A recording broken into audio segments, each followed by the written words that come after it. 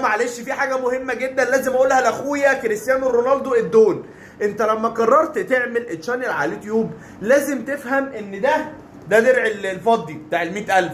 بتعدي عليه الاول، ده اول خطوه. الدرع ده اول خطوه، هو ما عداش عليه.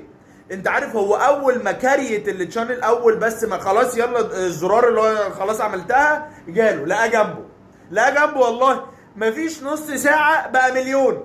الدرع اللي هو الذهبي بقى على طول.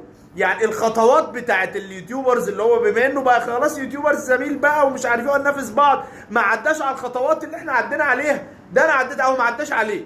هو في ثانيه جاله، بعدها بنص ساعه بقى درع المليون على طول. بخلال بقى ايه يعني على اخر اليوم بالكتير يبقى معاه ال 10 مليون.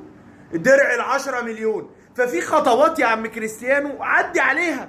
يعني حسسنا ان انت يوتيوبر زميل، حسسنا ان في منافسه عادله وشريفه، حسسنا ان اي حد هو عمل تشانل اليوتيوب من هنا اليوتيوب جاله بانيك اتاك، جاله صرع، اتشل في مكانه، حصل له لاج، ما تعرفش تهكر على طول في ثانيه، ما بقاش عارف يعني يعمل انه درع 100,000 استنى لا ده جاب المليون، درع المليون لا استنى ده جاب ال 10 مليون 10 مليون. فانت فاهم اليوتيوب تقريبا اول مره يحصل له الحاله دي.